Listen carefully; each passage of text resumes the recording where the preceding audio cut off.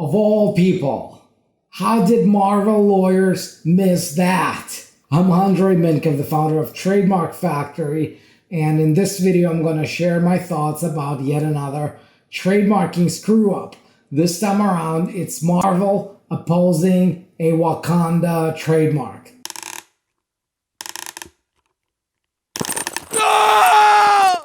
So I'm going to start by reading from the article, as always, and you can find the link in the description below. Marvel versus Khrya Faith Wharton over Crown of Wakanda trademark. Marvel Comics lawyers are opposing Khrya Faith Wharton of Bessemer, Alabama, and her attempt to trademark the phrase Crown of Wakanda for the categories of headwear, namely hats, clothing, namely shirts, sweatshirts, hooded sweatshirts, pants, sweatpants, jackets, tank tops, jerseys, t-shirts, baby pants, baby shirts, cuffs, wristbands as clothing, wigs, hair pieces and wigs, hair pieces, and add-in and add-on hair accessories constructed primarily of synthetic and or human hair, wig caps, sewing notions, namely sewing needles, sewing kits comprised of needles, thimbles, scissors, and thread, sold as a unit, lace and embroidery, advertising services, business consulting, online retail store services featuring health promoting hair and beauty products. This is how Marvel talks about Black Panther in their legalese. Marvel owns the trademark Wakanda, which Marvel coined and first used in 1966 in connection with its Black Panther comic book and entertainment franchise. And by the way, I will go through the whole opposition thing because it's one of those curious ones you may want to follow. And yeah, it's going to be one of those longer videos, but oh well. As the fictional, secretive, and technologically advanced African nation that is the native homeland of Marvel's Black Panther character, Wakanda is a central and significant element of Marvel's Black Panther entertainment franchise. Since its adoption in 1966, Marvel has used the Wakanda mark for a wide variety of products and services, including apparel and headwear, and prominently in connection with the massively successful Black Panther film that Marvel released on February 16th, 2018. 14 days after the film's release, applicant filed application serial number for the mark Crown of Wakanda. On March 29th, 2019, Marvel filed its notice of opposition against the application on the grounds of likelihood of confusion and dilution by blurring under sections 2D and 43C of the Lanham Act, respectively. While a number of other people trying to claim Wakanda-related trademarks have folded, including Wakanda Tea, who looked as if they were planning to go to trial, Wharton has kept going. She has stated in legal argument that she might be willing to consider to restrict Crown of Wakanda to just headgear. Applicant intends to use the mark only on a specific type of the goods covered by the broad identification of goods in International Class 25, namely headwear. There is no likelihood of confusion with respect to applicant's actual goods. Should the board ultimately find the opposer is entitled to judgment with respect to applicant's goods as broadly identified, the applicant is entitled to registration of the mark with a restricted identification reflecting the actual nature of its goods, particularly as they are entirely set forth in International Class 26. Okay. But Marvel Comics isn't having that either. Opposer uses its Wakanda mark in connection with various goods and services, including specifically for headwear in Class 25. Opposer also alleges widespread licensing of its popular entertainment properties in connection with hair accessories and wigs, including its entertainment properties associated with the Wakanda mark. Thus, opposer's goods and applicant's goods, even if restricted, would still be identical and or related, such that consumers would assume they originate from the same source. And then the author of the article says, I'm not a lawyer, I don't play one on the internet, but they do seem to have a point. All right, so this is good. And like I said, we're going to go through some official USPTO documents. But before we go there, quick comment. I'm really not surprised that Marvel is opposing the mark. What I am surprised by is that Marvel lawyers actually had to oppose, that they missed the opportunity to deal with this situation earlier. And that the other side is actually still fighting this. And really the only reason that Marvel has to oppose it is, guess what? They hadn't trademarked the brand well enough. And Marvel is, of course, famous for owning hundreds and hundreds and thousands of trademarks. They're pretty much trademarking everything under the sun that has anything to do with their characters, anything to do with the comics, and somehow they let this one go through. Now, let's go through the opposition papers and some registrations I'm going to show you, and you will see for yourself what I'm talking about. So here's the notice of opposition. They say, well, here's the information about us, here's the information about the applicant, here are the goods and services in her application that we have an issue with. And they say, well, grounds for opposition, priority, likelihood of confusion, and they show two of their marks, World of Wakanda. But notice, it's class 16, first use claimed back to 2016. So comic books, printed periodicals, and in the field of comic book stories and artwork.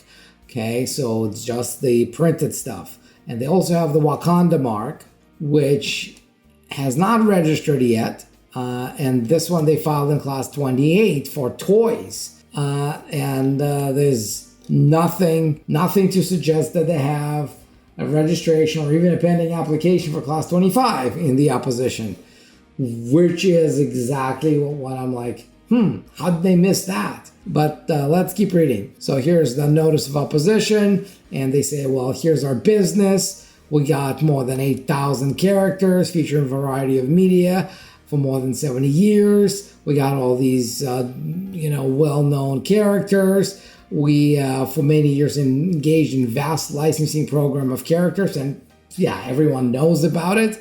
And this is how they're making bazillions of dollars. And by the way, good for them.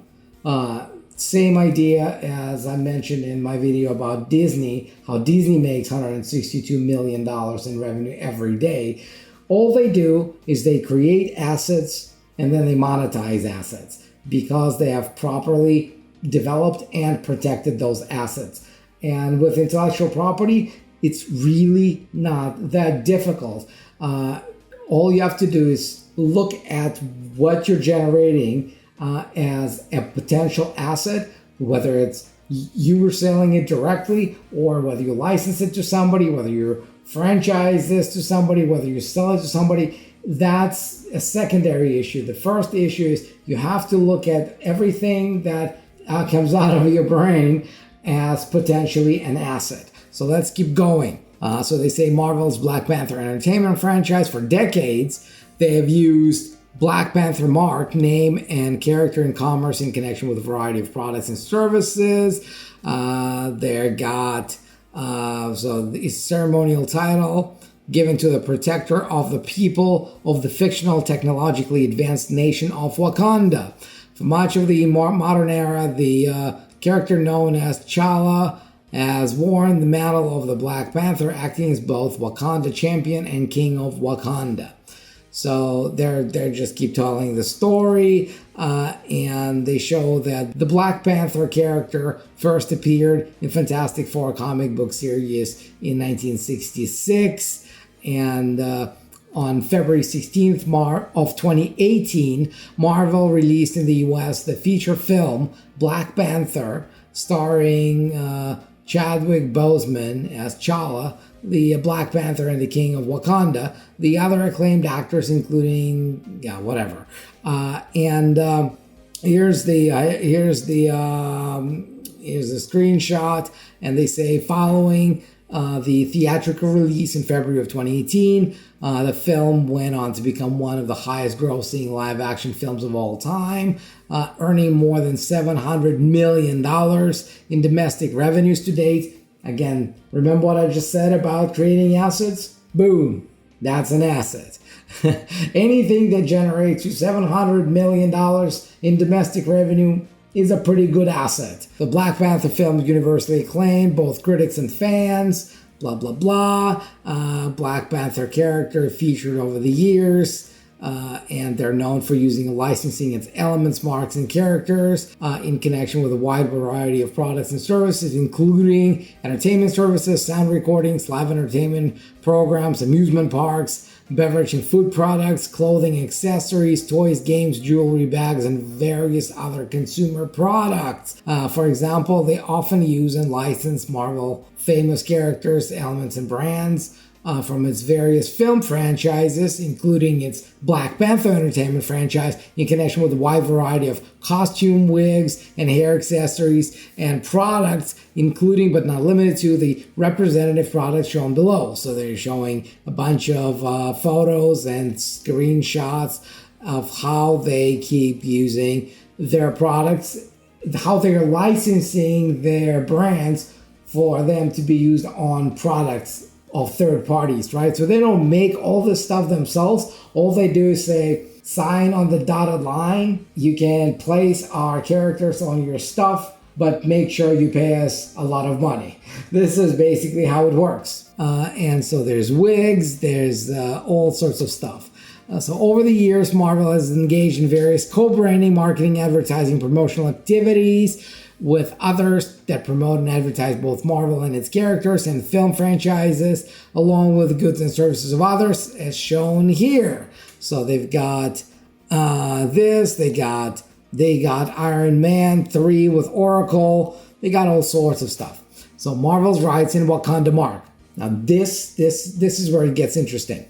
Central significant element of the Black Panther Entertainment franchise is Wakanda. Okay. As noted above, Wakanda is the fictional, secretive, and technologically advanced African nation that is the native homeland of the Black Panther character and the fictional impenetrable metal vibranium. The Wakanda mark was coined and first used by Marvel in 1966 in the same Fantastic Four number 52, in which the Black Panther character debuted, as shown below. And so they say, since the first appearance in 1966, mark continued to be used and featured. And, okay. So Wakanda mark been featured in comic books. They keep telling you, we invented it, we came up with it in 1966, and we kept using it all over again. And it's now so well known that because we've been using it from year to year, from generation to generation, so everyone knows it. All right, so Wakanda mark also featured in 1983, so they're showing all this history, and then they say, since 2016 and continuing through the present, Wakanda mark has also been used for 2 different comic book series, right? So they keep using it, so there's all this wonderful stuff, World of Wakanda, all right. So, as the homeland of the Black Panther character, Wakanda mark is used prominently and is a pivotal element in Marvel's February 2018 blockbuster Black Panther film. All right, so they show how much they use Wakanda, and they show a bunch more thumbnails and screenshots, and they say, shortly after the release of the Black Panther film, Wakanda was again prominently featured in another massively successful feature film. Wakanda is the setting of the epic final battle scene in the record-breaking Avengers Infinity War film, as shown in the representative screenshot below. All right. So they keep going on about how amazing they are and how much and how well known the mark is to the world. Okay, so they keep telling you all this and this and this. All right, and you can go through this yourself. So they keep telling you the Wakanda mark and element also appeared over the years in connection with a variety of video games. Okay, And consistent with Marvel's long history of using and licensing its entertainment properties, character names, and elements, Marvel has used and licensed the Wakanda mark in connection with a wide variety of consumer products, including but not limited to clothing, hats, accessories, bags, toys, and food, and beverage products, including beverage ware and drinkware. And so here they're showing some examples. Wakanda Forever. Yeah, so some great stuff. So they got mugs, they got all sorts of things. And then they say Marvel's registration prior filed application for its Wakanda mark. So in addition to long-standing common law, so they primarily rely on their common law rights, which means an unregistered trademark. They say, well, we've been running this for so long, everyone should know it. And if they don't, well, tough to be them. But in all seriousness, this is why this whole case ended up with opposition. Had they trademarked it, had they filed their trademark in 1966 and continued to renew that trademark, they wouldn't have had to oppose, because the Trademarks Office would have denied it straight out. But anyway, let's keep going. So they say, well, in addition to common law rights, we've actually have a few applications and registrations. So they got Wakanda for action skill games and the book.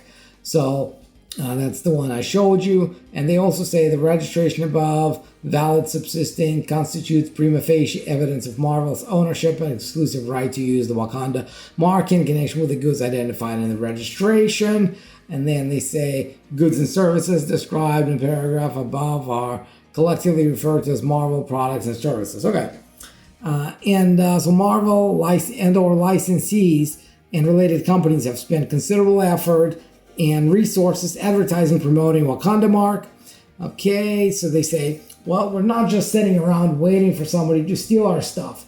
We're actually promoting it, and so we're building the value, we're building the goodwill. And if somebody chooses to steal it, well, we're going to go after them. And then they say throughout its long use of the Wakanda mark, including for more than 50 years as a central element of the Black Panther entertainment franchise, enormous commercial success of the Black Panther entertainment franchise, substantial advertising and promotion, and extensive media attention and publicity, Marvel has developed substantial and valuable goodwill in its Wakanda mark, and this has long been well known and famous. Now, there's a reason they're going through all this. They got to show that they have common law right. And there's a big difference between common law trademarks, unregistered trademarks, and registered trademarks. With registered trademarks, all they have to do is show a piece of paper or just give them a link to the USPTO's trademark database and say, that's all we need to prove. Now we are presumed to be the owner of the valid trademark. And if they have to rely on common law rights, then they have to prove how extensively they've been promoting the brand, how extensively the brand is being known, how many people know about it, what they've done, and stuff like that. So they say applicant and her Crown of Wakanda mark. So they say a few things about the applicant. They say, well, here's what she filed for. And they say application was filed 2 weeks after the February 16th, 2018 release of Marvel's Black Panther film. I have a question. Okay, so you didn't do it in 1966. I get it. But now you released the new big film. You knew it's going to be a success. You knew it's probably going to generate a few $100 million, right? You do it on February 16th, 2018. What prevented you from grabbing one of those fishes by yourself? Count one, likelihood of confusion.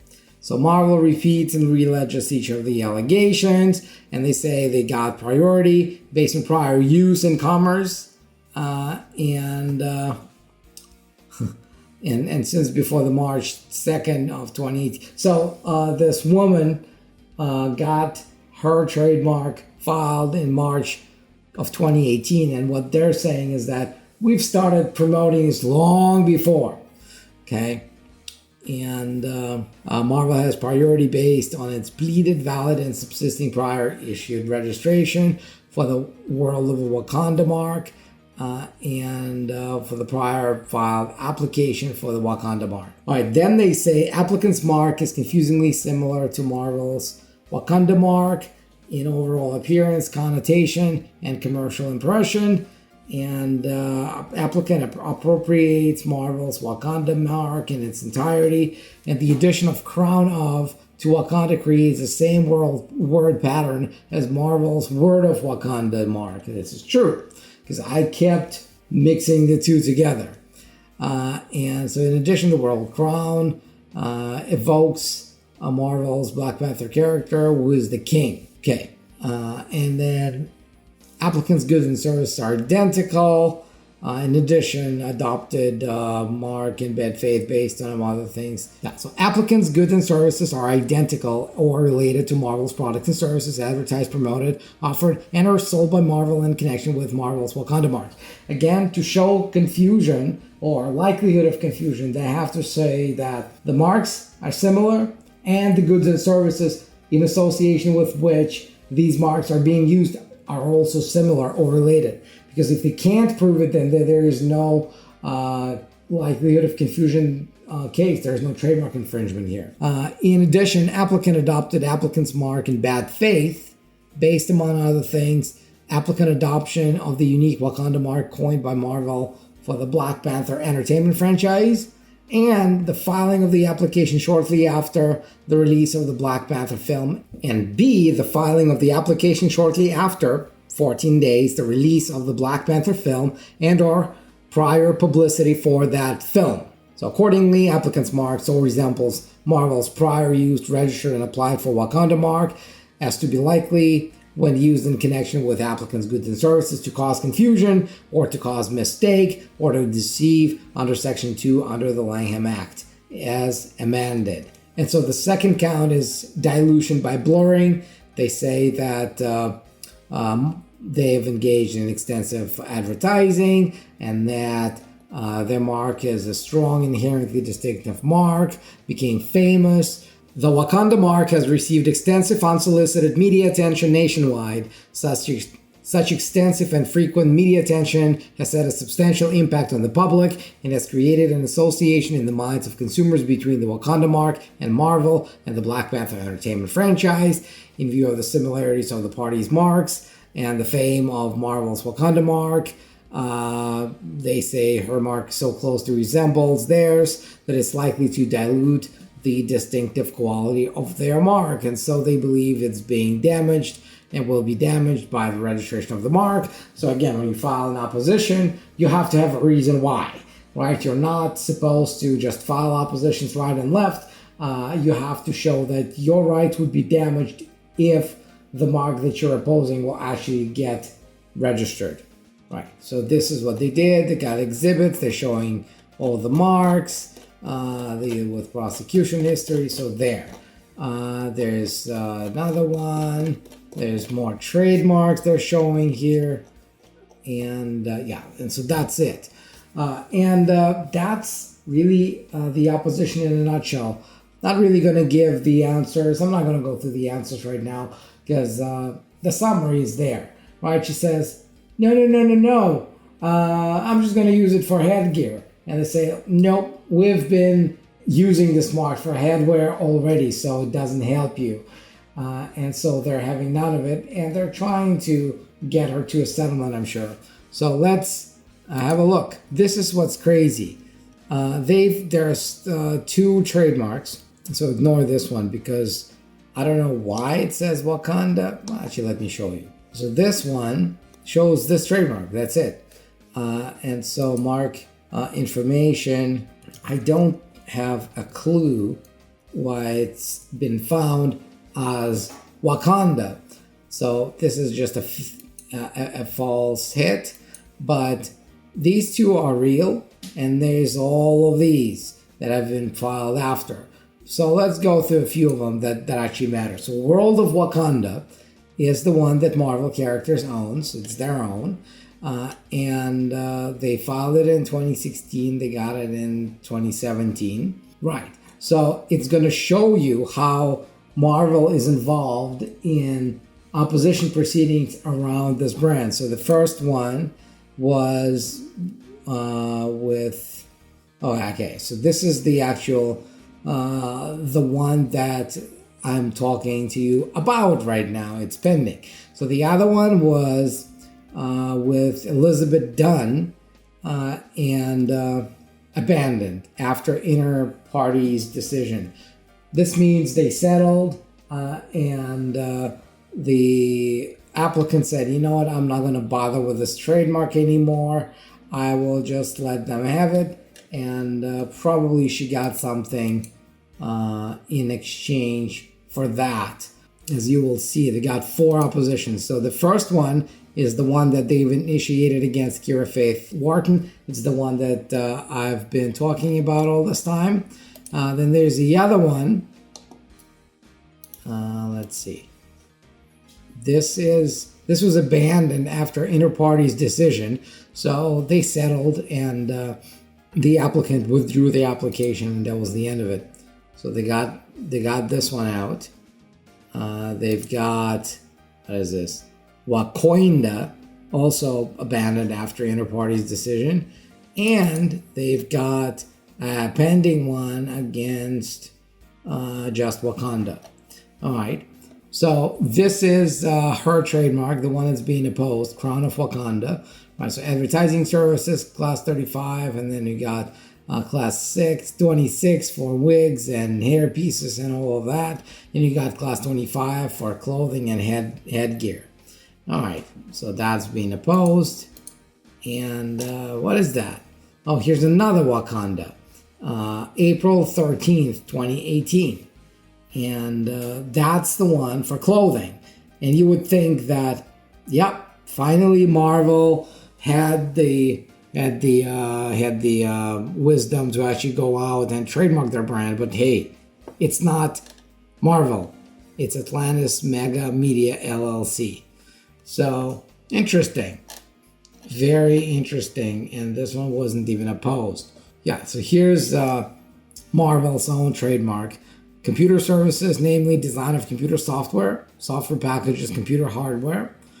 And that's class 42. And then there's telecommunications, namely local and long distance transmission of voice, blah, blah, blah, blah, blah. So that's that. And the third one would be equipment for processing of information in computers, namely data processing equipment and computers. All right, so that's what Marvel's got. That's all they have. No clothing, no mugs, no merch, nothing. And that's fascinating. So that's the case. That's the trademark. And really the interesting thing here, of course, is why hadn't Marvel done it sooner? Why hadn't they trademarked their brand? And now, I mean, look, they are in the position to make an offer that it's very hard to refuse. And we'll see how far this would go. I doubt it would go very far.